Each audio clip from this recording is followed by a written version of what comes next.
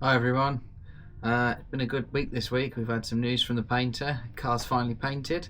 Looking to get it back next weekend, so that's the second weekend in February.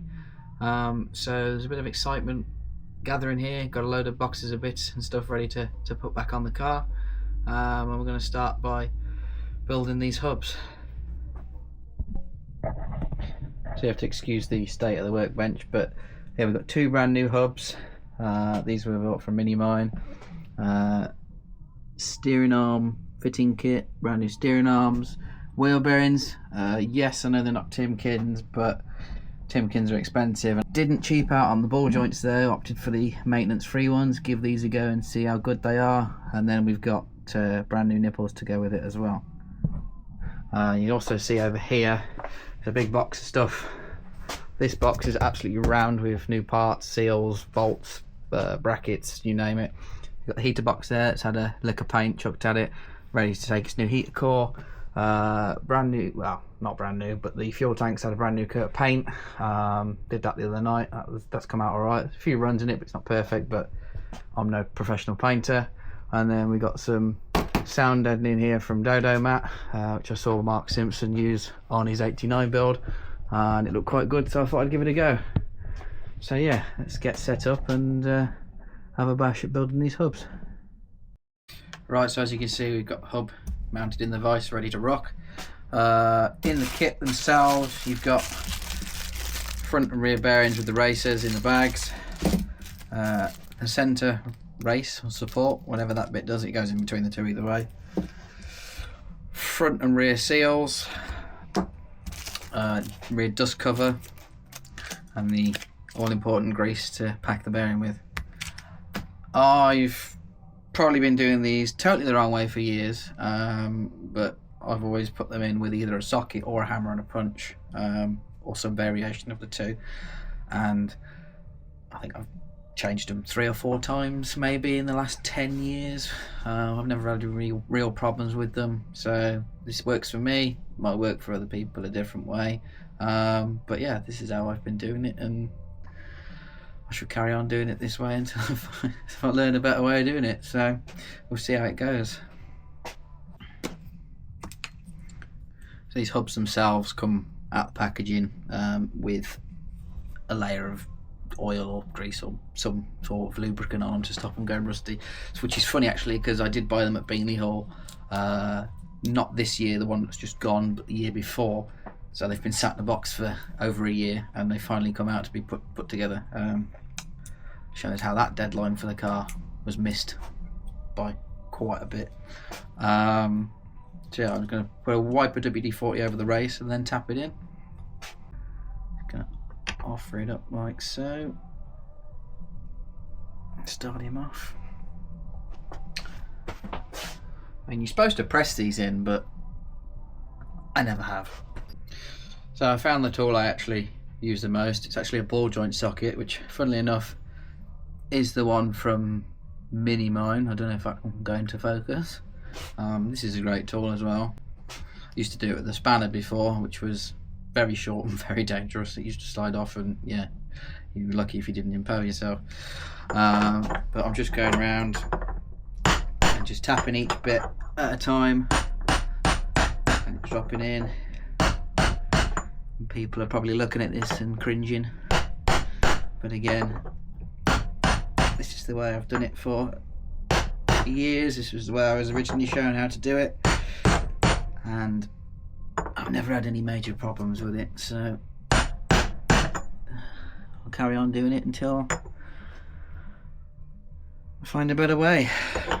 If I was changing them every 5 minutes because they kept falling apart or whatever, then well, there'd be one or two things: either this way of assembly that I'm doing, which is again totally wrong probably, or cheap Chinese parts, but the market's flooded with them in a minute and they seem to last alright. I think I've only ever done the wheel bearings that are on my car, are the same ones that were fitted on it in 2019, so that car's done probably upwards of 20,000 miles at this point, and they're still going strong. So multiple ball joints, but yeah, no wheel bearings, so we'll see what happens.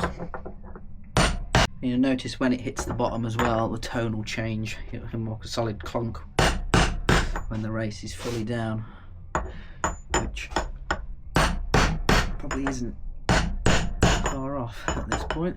I think that's it. Pull this out and have a look. I don't know if you'd be able to see in there, but it goes into focus, but that race is fully down. There's no gap around that point. So we'll flip it over and put the other one in. And we'll do that the exact same way.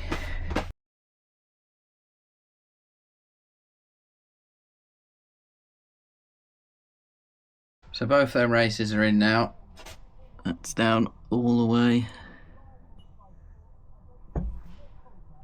I think. Yeah, that's down all the way. They're both down all the way. So I'm now going to move on and do the ball joints before I put the bearings in. Simply because everything will start falling out and then I'll be fighting everything. So put the ball joints in first and then go from there. Right, so this ball joint kit I've never actually used before, so this is a first experience for me. Comes with instructions, always handy. You've got your 4 locking tabs for the nuts, the ball joints themselves, which look quite different inside really compared to the real deal, but and then what these are thrust plates according to the manual. So let's have a go at getting these fitted. Right, so I've got the hub mounted device sideways on, and then yeah, let's have a go at mounting these. This is the first. So according to the torque spec on them, it's 70 Newton meters, which is what's specified on the instructions. So get the locking tab on, and then it says to put a grease nipple in, which apparently, when you read further down the instructions, is now defunct anyway, as it's there just for show. Of course, there is other steps if you're fitting these to existing hubs. It says you've got to strip it all down, obviously, and clean all the crap out of it. But these are brand new, so I haven't got to worry about that. Get the right spanner on it. Nip this up. And that is a 5/16.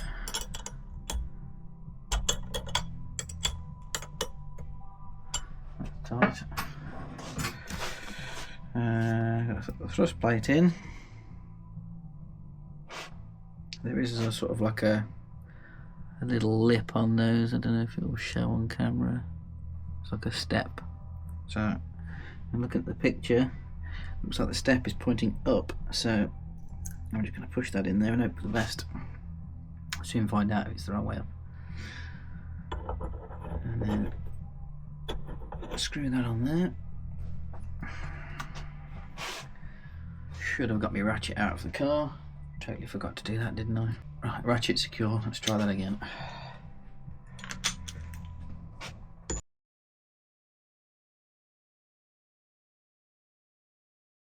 Right, so we've got it somewhere near now. I use the torque wrench. Got an old brittle here. It's never let me down, so got it set to 70 Newton meters, which it specifies in the instructions, and we'll see what happens. Probably would help if I to take the nut off it actually. Live and learn.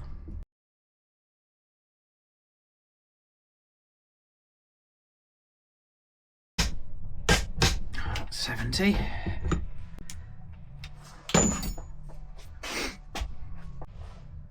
That's torqued up.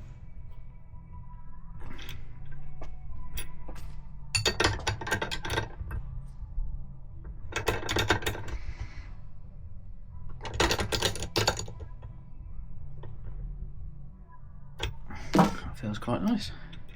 Nice and tight, just how we like it. So the next thing to do would be, in this instance, to tap over the lock tab. Bit of a ball ache. Had a right game with the locking tab. Every time I tapped it, it would move over for some bizarre reason. But yeah, one done. Now to rinse and repeat for the other side. Right, there we have the first pair fitted to the hub. Took slightly longer than planned. Had a right game with these, which for some reason none of the holes there line up with the grease nipple, so I had to slightly enlarge them with a drill bit, but the grease nipple's defunct anyway, and I'll probably replace them for a bolt at a later date, as it says in the instructions. So that's that. But yeah, fitting, they feel great. That's that. That hub is now ready to take the rest of the bearing. In hindsight, I should have probably tried it with gloves, but forgot. Now, as we're doing the back one first, I put the rear seal in, which is the one with the little lip on top of it. The front seal is largely flat, so there is a slight difference there.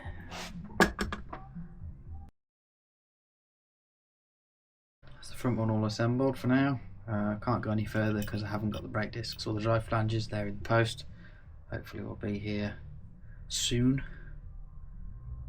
But for now, I suppose I've got to put the steering arm on and then do the other to match. I didn't realise when I bought these, but these are actually thicker than the normal ones. The normal ones, looking at side by side, there's quite a bit of difference in them. I didn't get that in focus. I think these ones are Cooper S ones and these are just standard ones. But we'll put them on either way. They both do the same job. So yeah, it's complete with new bolts, seat guides, whatever that bit's called, and then the all-important lock tab to stop it falling off after. And that's two hubs built. Just gotta wait for the discs and flanges to turn up in the mail and then finish putting them together. Right, so it's now the next day. We had a delivery from Old School Minis with the 10-inch disc conversion. Got new drive flanges, the bolts, screw the flanges to the discs, and the discs themselves. We've also got pads and new calipers to go with it, but we don't need them just yet. I'll pop them off to the side. I've also got brand new CVs ready. I'm just going to slot these in after to hold it all together, simply so that when we pick the car up we can get it rolling, because at the moment it's only sat on a back subframe and the subframe on the front is in but it's bare. So for getting it on the trailer, we're going to put it on wheels to make it easier.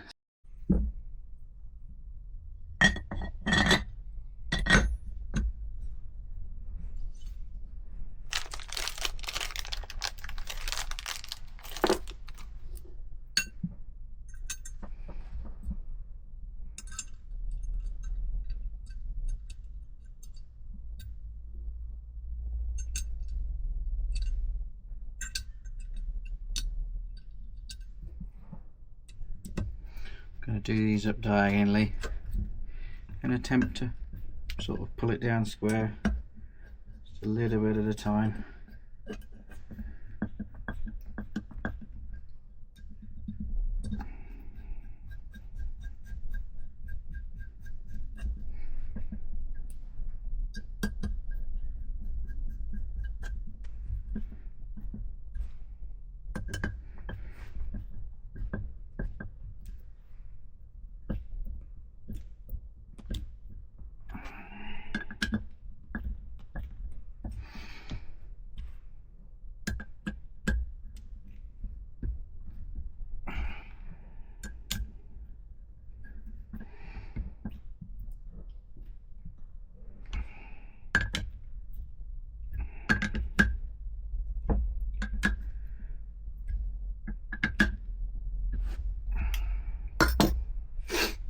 Okay, that's the flange mounted. again, there's probably a specific torque setting for that, but for the time being, all I'm interested in is getting the car home. This will all come off again anyway to be checked. So offer that onto there. Take the CV.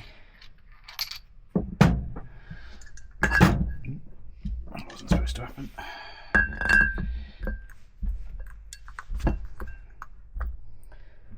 Send the CV through the hole.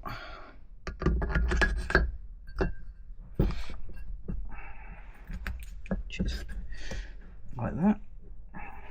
Comb washer. And then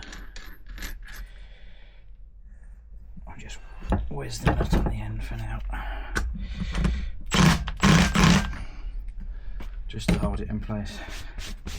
Now you got to load the bearings properly with a torque and a special washer, but again, this is coming off soon, so I've got to double check it all anyway. But this is literally just so I can get the car home. And lastly, I'm going to chuck a glove over the back of the CV just to stop any crap getting in there. Just to try and keep it as clean as possible, because there's no grease in it yet. It's literally a bare unit. So yeah, that's one.